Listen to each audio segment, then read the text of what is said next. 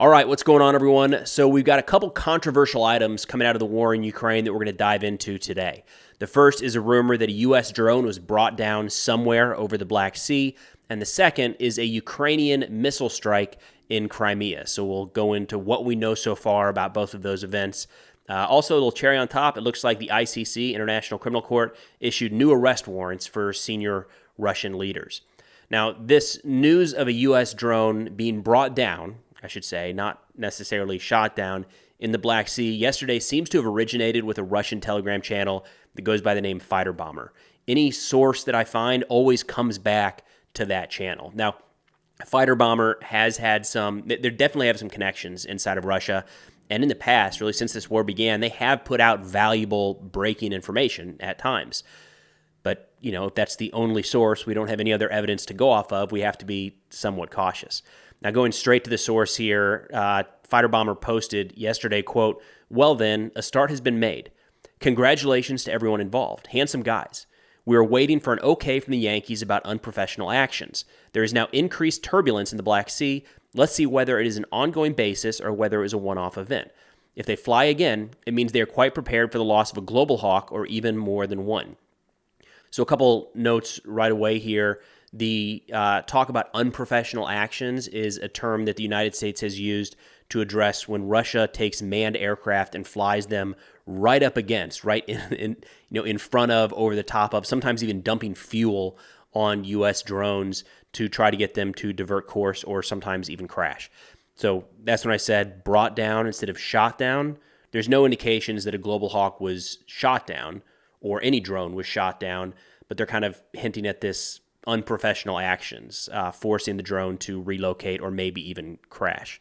The Global Hawk, quick note on that, it's a high-altitude reconnaissance drone, mostly used by, it's a United States platform, it's mostly used by the U.S. I do believe a couple have been sold to NATO, so NATO themselves actually has some Global Hawks in their inventory, so it could be one or the other. But either way, there have been Global Hawks relatively active over the Black Sea, even recently. So they are operating in this airspace, and they have been shot down in the past.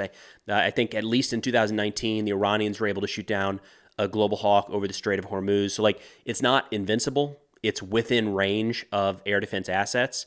It's entirely possible that one of these was shot down, brought down, or crashed on its own accord. Now, it's worth noting that no governments, as of this reporting, have really mentioned this at all. So there's no statements coming out from the United States saying that they lost an aircraft. The Russian Ministry of Defense, even looking through their reports over the past 24 hours, they didn't even mention this. Right, so the only source we have at this point is going back to the Fighter Bomber channel. There was also some pushback on Twitter about what might have actually happened here.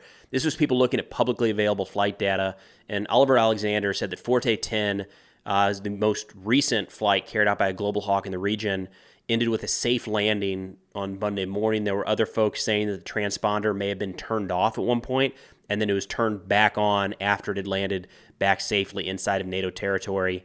There was even some pushback on this claim from other pro-Russian channels. The Russian Rusich Group, pretty rough organization, all things considered, put out a statement saying, quote, "The source who reported such good news does not inspire confidence," talking about the Fighter Bomber Telegram channel. They say he already shot down a NATO drone on June 3rd with the power of one Telegram channel.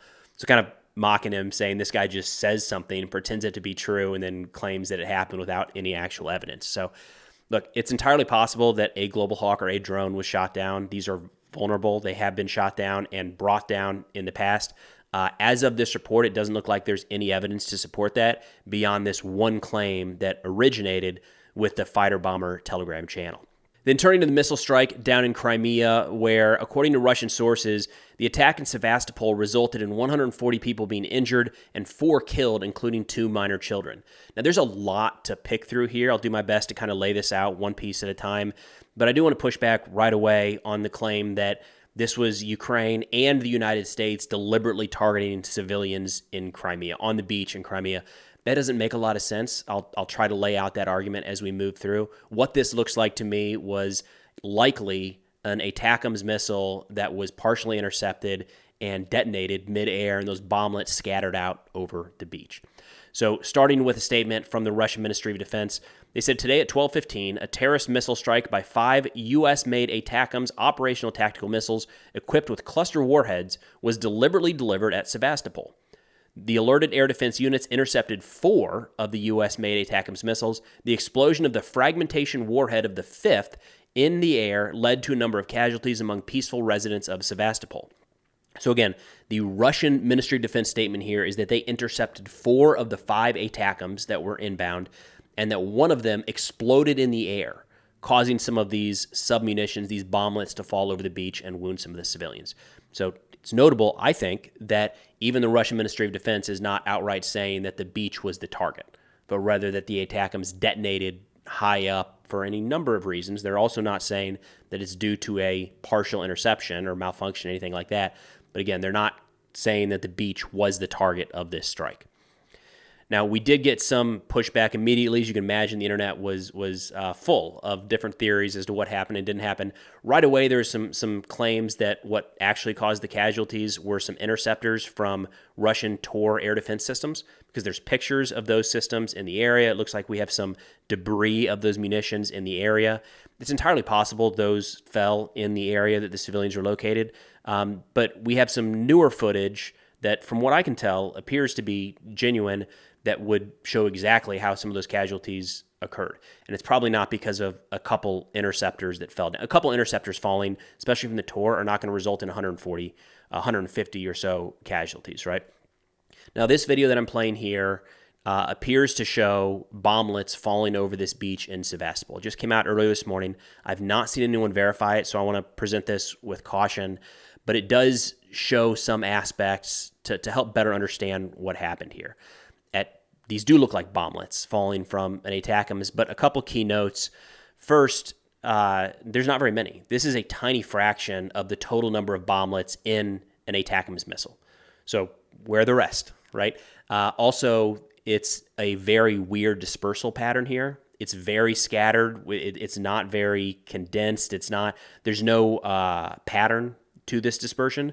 A typical ATACMS, when it detonates, has a set dispersion pattern. That is not what we're seeing here. So these bomblets falling in what it looks like in this video is very non-typical. It's not what you would expect from the actual result of an ATACMS strike. So again, kind of suggesting that something happened to this missile in air. Maybe it was partially intercepted and some of the bomblets fell out over this area. Now, I want to hammer on real quick why I don't believe that the beach was deliberately targeted by Ukraine. This is a personal opinion, so take that for what it's worth. But big picture, there's no reason for Ukraine to do that. It's all downside and no upside. The ATACMS missiles, the Army Tactical Missile System, is a high-value munition that Ukraine has in limited quantity, and it's been pretty effective against targets like Russian airfields, especially throughout Crimea. So why use one of these, again, high-value missile systems to target a group of civilians on the beach?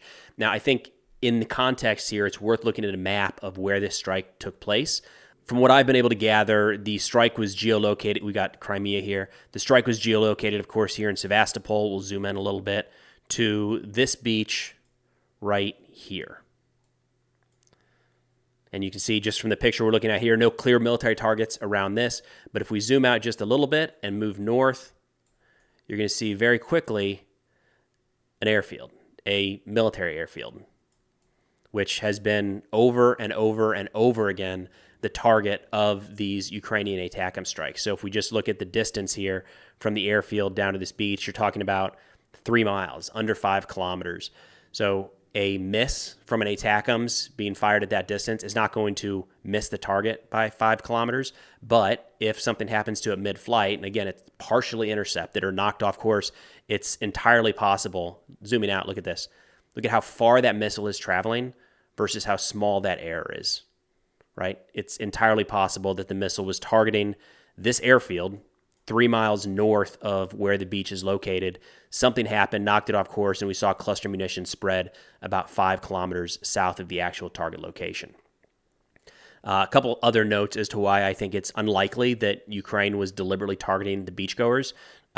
Again, if they wanted to terrorize the population, which is not the right move for any military in any country to ever do, but if that was the goal, A couple cheap drones would do the trick that Ukraine has at their disposal. They're striking all across Crimea and inside of Russian territory.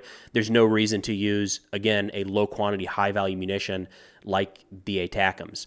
By using the ATACMS, what they're doing, when we're talking about all of the downside and none of the upside here, that risks cutting off future Western supplies of weapon systems, or at the very least adding new restrictions to Ukraine as to where they can use Western supplied munitions. So from what I've been able to tell at this point, looking at the information that's been made available, it looks like an ATACMS missile was partially intercepted. It had cluster munitions, those scattered over a portion on and near the beach, wounding and killing some civilians.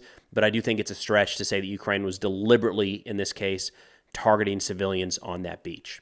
Then turning over to some news out of the International Criminal Court, they just issued arrest warrants earlier today for Sergei Shoigu and Valery Gerasimov. So Shoigu was the Russian Minister of Defense from 2012 until last month, actually. So he oversaw the majority of the war in Ukraine, including what happened there in 2014. In May, so last month, he was just moved to the position of Secretary of the Security Council of the Russian Federation. And then Gerasimov is currently the Chief of the General Staff of the Russian Armed Forces, and has also been in that position since 2012. So these are, the two heads of the Russian military for the vast majority of the war in Ukraine. In terms of what they were being charged with for these arrest warrants to be issued, and I should note, what we have in Israel right now is a request for warrants. That application has been put in. The arrest warrants have not yet been issued for the leaders of Israel and Hamas. In this case, the warrants have now been issued. Right? So it went through the court. They said, yep, we agree. Put those warrants out there. What the warrants are due to, they say, is the war crime of directing attacks at civilian objects, causing excessive incidental harm to civilians or damage to civilian objects, and the crime against humanity of inhumane acts. So what they really keyed in on here in looking at the ICC information is a series of Russian missile and drone strikes carried out against Ukrainian electric and energy infrastructure between October 2022 and March of 2023. So they say that a large number of strikes against numerous electric power plants and substations were carried out by the Russian armed forces in multiple locations in Ukraine. If you remember, this was a period in the war where it looked like they were trying to kind of freeze out the Ukrainian people. And there were major shortages, electrical and energy shortages throughout Ukraine during the course of that winter. That, for this ICC warrant, that is what they're keyed in on. And worth noting, of course, that the ICC does already have an open arrest warrant for Russian President Vladimir Putin. That's all I got for now. Of course, if interested in this or other national security subjects, be sure to check out our Substack, which is linked in the description below. We've renamed it to Between the Lines because it's a group of people we're pulling in, analysts, researchers, experts in various fields, to talk about areas that they are very well versed in. All of those articles are linked in the description below if interested. But thanks for watching, and I'll see y'all next time.